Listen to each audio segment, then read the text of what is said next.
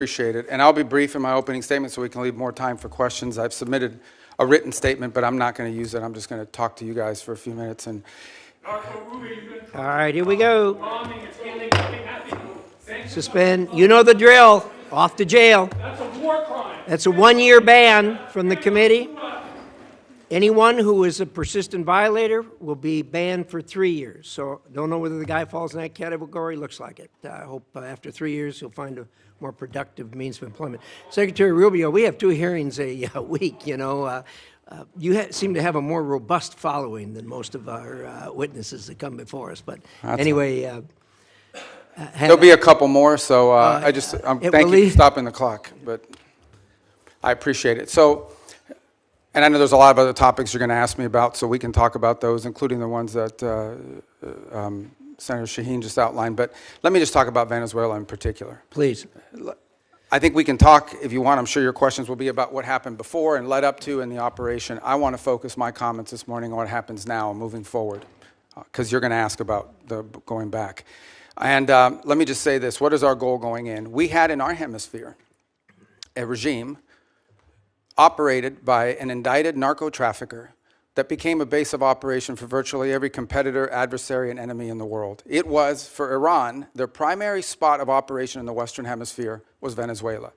For Russia, their primary base of operation in the Western Hemisphere, along Cuba and Nicaragua, was Venezuela. In the case of China, China was receiving oil at a huge, about $20 a barrel discount. And they weren't even paying money for it. It was being used to pay down debt that they were owed. This is the oil of the people of Venezuela, and it was being given to the Chinese as barter at a 20%, at a $20 discount per barrel in some cases. And so you had basically 3 of our primary opponents in the world operating from our hemisphere from that spot. It was also a place where you had a narco-trafficking regime that openly cooperated with the FARC and the ELN and other drug trafficking organizations using their national territory. It was an enormous strategic risk for the United States, not halfway around the world, not in another continent, but in the hemisphere in which we all live. And it was having dramatic impacts on us, but also on Colombia and on the Caribbean basin and all sorts of other places. It was an untenable situation, and it had to be addressed. And it was addressed. And now the question becomes what happens moving forward. As I've described to you in previous settings and in individual conversations, we had 3 objectives here. The final, I'll work it backwards, because the end state here is we want to reach a phase of transition where we are left with a friendly, stable, prosperous Venezuela, and democratic, in which all elements of society are represented in free and fair elections. By the way, you can have elections. You can have elections all day. But if the opposition has no access to the media, if opposition candidates are routinely dismissed and unable to be on the ballot because the government, those aren't free and fair elections. That's the end state that we want: free, fair, prosperous, and friendly Venezuela. We're not going to get there in 3 weeks. It's going to take some time. And so objective number 1 was stability. In the aftermath of the removal of Maduro, the concern was what happens in Venezuela. Is there civil war? Do the different factions start going at each other? Are 1 million people crossing the border into Colombia? All of that has been avoided.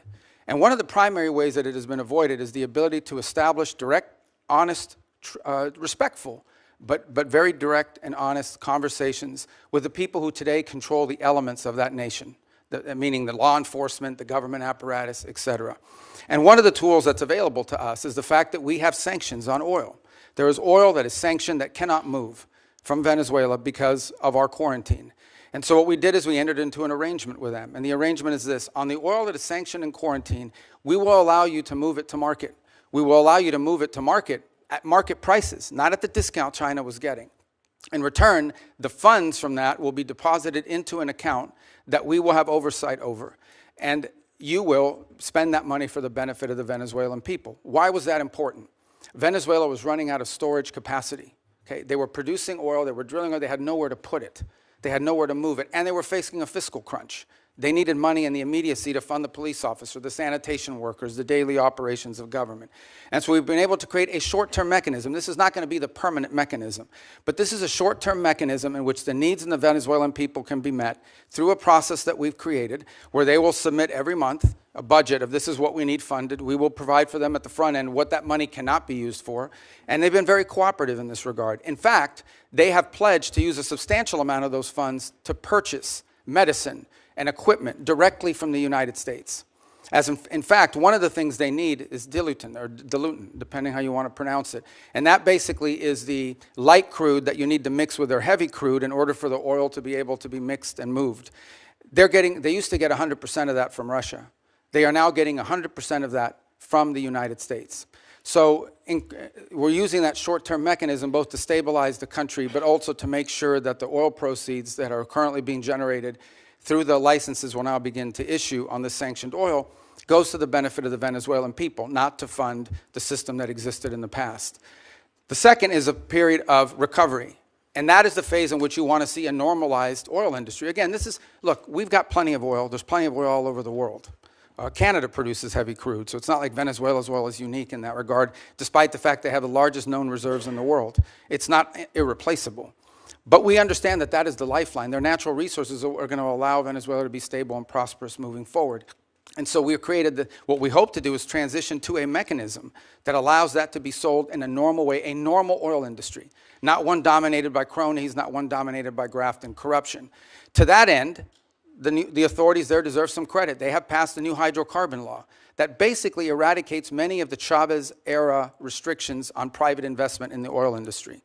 It probably doesn't go far enough to attract sufficient investment, but it's a big step from where they were 3 weeks ago. So that's a major change. We can address some of the other components, but I'll run out of time.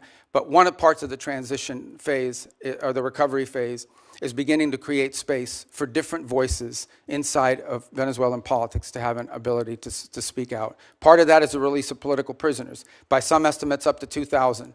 They are releasing them. They are releasing them probably slower than I would like them to, but they are releasing them. And in fact, you're starting to see some of the people being released beginning to speak out and participate in political life in the country. We have a long ways to go. Look, we can talk in more detail about all of these things. Suffice it to say, I'm not here to claim to you this is going to be easy or simple. I am saying that in 3.5, almost 4 weeks, we are much further along on this project than we thought we would be, given the complexities of it going into it.